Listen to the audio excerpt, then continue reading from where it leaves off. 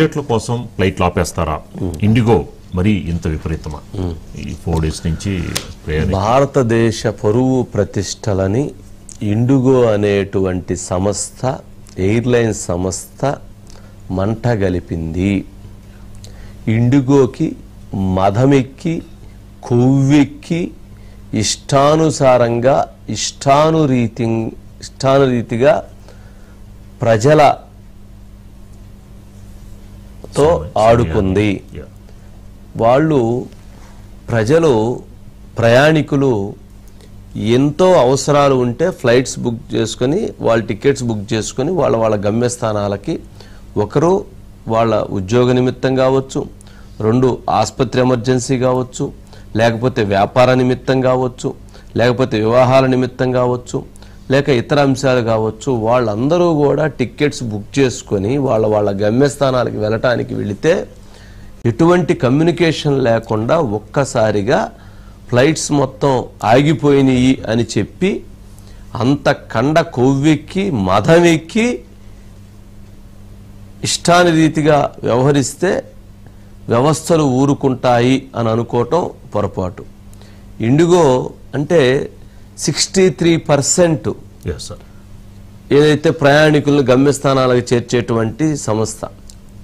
ఎందుకు పరువు తీశారు అని అంటున్నానంటే, ఎందుకు ఇంత వాళ్ళ మీద ఆగ్రహం వ్యక్తం చేస్తున్నామనంటే, విదేశీయులు ఎవరైతే వాళ్ళు వెళ్లాల్సినటువంటి ఫ్లైట్స్, వాళ్ళు వెళ్లాల్సినటువంటి వాళ్ళందరూ కూడా ఆగిపోవటంతో వాళ్ళందరూ ఇండిగో ఫ్లైట్లో ఇలా ప్రాబ్లం వచ్చిందని చెప్పట్లా, ఇండియాలో ఇలా ప్రాబ్లం వచ్చిందని మాట్లాడుతున్నారు.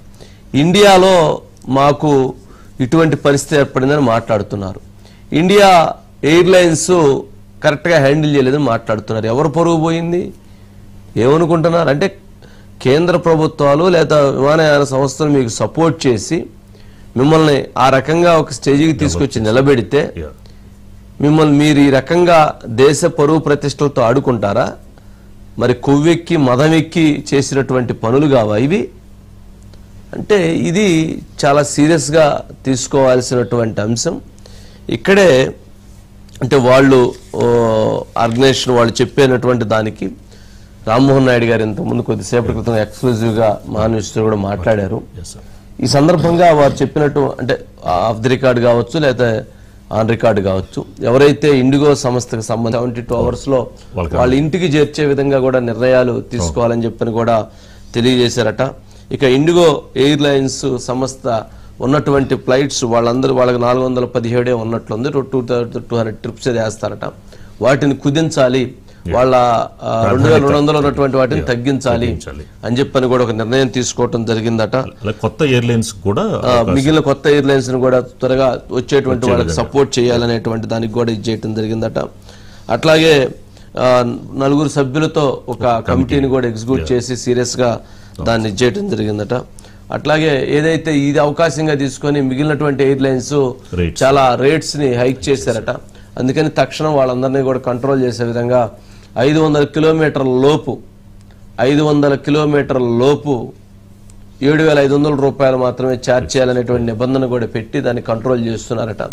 అంటే ఇది ఏదైనా కానీ ఇంత జరిగినటువంటి దీనికి మొత్తానికి ఇండిగో సంస్థ అంటే అంత నిర్లక్ష్యంతో, అంత నిర్లిప్తతతో, అంత బాధ్యతారాహిత్యంగా వ్యవహరించడంతో ఇటువంటి పరిస్థితి ఏర్పడింది.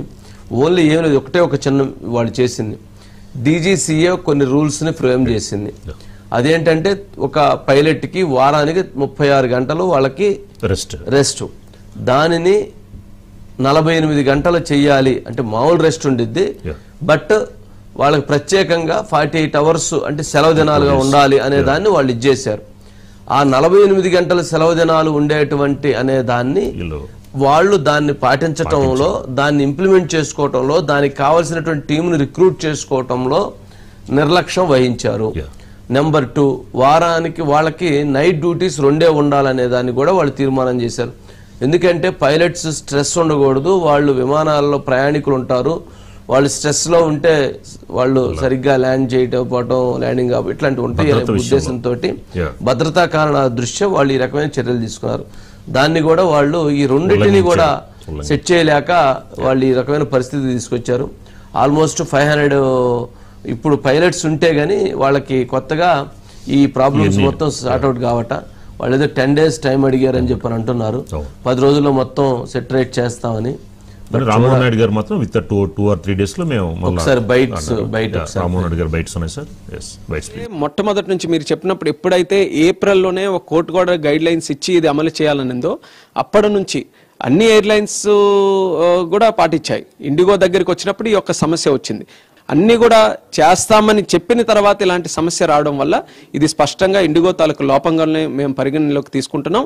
డీజీసీఏ ముందు చిన్న ఎయిర్లైన్ పెద్ద ఎయిర్లైన్ అన్నది ఉండదు. అందరికీ కూడా రూల్ అనేది లా అనేది సమానంగా వర్తిస్తుంది. అది ముందు వాళ్ళు కూడా అర్థం చేసుకోవాలి.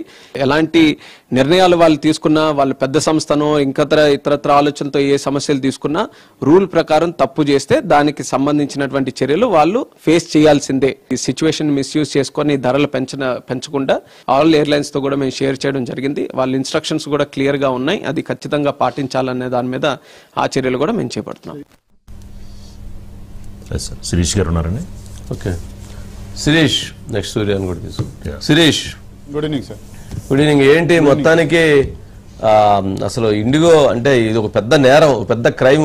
వాళ్ళకి జనరల్ గా ఇంతమంది ప్రయాణికులను ఇబ్బంది పెట్టడం అని అంటే చిన్న విషయం కాదు. ఊరేసినా కూడా తప్పులేదు. ఇండిగో ఫ్లైట్ కట్టి ఏలాడదీసి తిప్పాలి వాళ్ళు మొత్తాన్ని ఒకసారి ఒక రౌండ్ దేశం మొత్తం. అప్పుడు కానీ వాళ్ళకి బుద్ధి రాదేమో. కానీ అసలు ఏంటంటే దీని మీద అంటే యాక్షన్ తీసుకోవటం, ఎన్ని చర్యలు తీసుకోవటం, ఇవన్నీ ఒకవైపు. అసలు ఇది ఇప్పుడు ఎప్పుడు లోపు అయిపోతుంది, దీనికి అసలు ఏంటి సొల్యూషను? ఈరోజు సాయంత్రం 5 గంటల సమయంలో మనం ఇంటర్వ్యూ చేస్తున్న సమయంలో ఈ ఇండిగో సంబంధించిన CEO పీటర్ ఎల్బర్సన్ సివిల్ ఏవియేషన్ కార్యాలయానికి వచ్చారు రామ్మోహన్ నాయుడిని కలవడానికి. దాదాపు ఆయనను 40 నిమిషాల పాటు రూమ్లో వెయిట్ చేయించారు. అయితే నేను మొదటిసారి రామ్మోహన్ నాయుడు అంత ఆగ్రహంతో కనిపించడం, ఆయనకు ఒక స్లిప్ వచ్చింది, ఇట్లా ఆయన వచ్చాడు అని అంటే కూర్చోమని చెప్పేసి ఇంటర్వ్యూ కంటిన్యూషన్ చేసి ఇంటర్వ్యూ అయిపోయిన తర్వాత పిలిచాడు. అయితే ఆ CEO వచ్చే ముందు అతని PA వచ్చాడు. వాడైతే వణుక్కుంటూ వచ్చాడు. అయితే మొదటిసారి నేను అంత ఆగ్రహం చూశాను. అంతకంటే ముందు ఒక రౌండ్ ప్రధాని కార్యాలయంలో వీళ్ళకి షంటింగ్స్ పడ్డాయి. ప్రధాని కార్యాలయం కూడా చాలా సీరియస్ అయింది. ఎందుకంటే వీళ్ళు దాదాపుగా అహ్మదాబాద్ విమాన ప్రమాదం జరిగిన తర్వాత ప్రయాణికుల యొక్క భద్రతను దృష్టిలో ఉంచుకొని పైలట్లకు స్ట్రెస్ అనేది కూడా ఇవ్వకూడదు. ఎందుకంటే సరైన నిద్ర రెస్ట్ అనేది కూడా లేకపోతే ప్రమాదాలేంటి కూడా చోటు చేసుకునే అవకాశం ఉందన్న కోణంలో ఈ నిబంధనలేంటి కూడా తీసుకురావడం జరిగింది. దీనికి 18 నెలల సమయం అనేది కూడా ఇచ్చారు. మిగిలిన ఎయిర్లైన్స్ అన్ని కూడా పాటించాయి. కానీ ఇండిగో మాత్రం ఈ నిబంధనలు పాటించడానికి ససేమిరా అనడం, ఇప్పటికీ కూడా ఈ నిబంధనలన్నింటి కూడా కఠినతరంగా ఉన్నాయి, వీటిని మార్చాలని చెప్పేసి కోరడంతో PMO కార్యాలయం చాలా సీరియస్గా అయింది. మీరు చేతనైతే చెయ్యండి, లేదంటే తప్పుకోండి, మీ ఎయిర్లైన్స్ని ఇంకోళ్ళకి అప్పగిస్తాం, లేదంటే ప్రభుత్వమే చేపడుతుంది, లేదు అని అంటే మాత్రం చాలా విపరీత పరిణామాలంటే కూడా చూడాల్సి ఉంటుందని చెప్పేసి కూడా హెచ్చరించడం కూడా జరిగింది. సో దాంతో మీరు ఇమ్మీడియట్లీ సివిల్ ఏవియేషన్ మినిస్ట్రీ తోటి కోఆర్డినేట్ చేసుకోండి. సివిల్ ఏవియేషన్ మినిస్ట్రీ తోటి మాట్లాడి మీ యాక్షన్ ప్లాన్ అనేది నైట్ లోపు PMO కార్యాలయానికి సబ్మిట్ కూడా చేయాలి.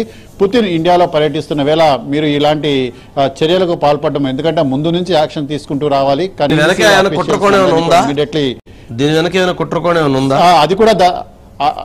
అది కూడా దర్యాప్తు అనేది కూడా జరుగుతుంది. మనతో మాట్లాడిన ఇంటర్వ్యూలో రామ్మోహన్ నాయుడు అదే చెప్పారు. ఆ కోణంలో కూడా మేము పరిశీలిస్తున్నాం. ఇది పై స్థాయిలో దీని మీద ఎంక్వైరీ అనేది కూడా జరుగుతోంది. PMO కార్యాలయం దీన్ని ఎంక్వైరీ కూడా చేస్తోంది. ఎందుకంటే గతంలో ట్రంప్ ఇండియాలో పర్యటించిన సమయంలో ఢిల్లీలో అల్లర్లు జరిగాయి. సో పుతిన్ పర్యటించడానికి 2 రోజుల ముందు నుంచే క్రైసిస్ అనేది కూడా జరిగింది. కాబట్టి ఎందుకంటే మిగిలిన ఎయిర్లైన్స్కు లేని సమస్య ఇండిగోకి ఎందుకు వచ్చింది, ఒక్కసారిగా ఆయన రావడానికంటే ముందే ఈ సమస్యను ఎందుకు ఉత్పన్నం చేయాల్సి వచ్చింది అనే దాని గురించి PMO కార్యాలయం చాలా సీరియస్ అవుతోంది. 10 రోజుల సమయం కావాలని చెప్పేసి అడిగారు.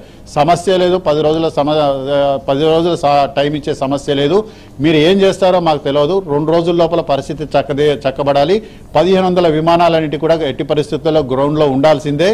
ఈ ఫేర్లన్నింటి కూడా మేము ఈ రోజు ఇచ్చిన ఎగ్జామ్షన్ అనేది కూడా కేవలం 1-2 రోజులకు మాత్రమే ఇస్తున్నాం. మీకు చేత కాకపోతే తప్పుకోండి అని చెప్తూనే ఫస్ట్ పరిస్థితిని చక్కదిద్దడంతో పాటు ఈ CEOని ఉద్వాసన పలకాల్సిందిగా ఆదేశాలు ఇచ్చారు.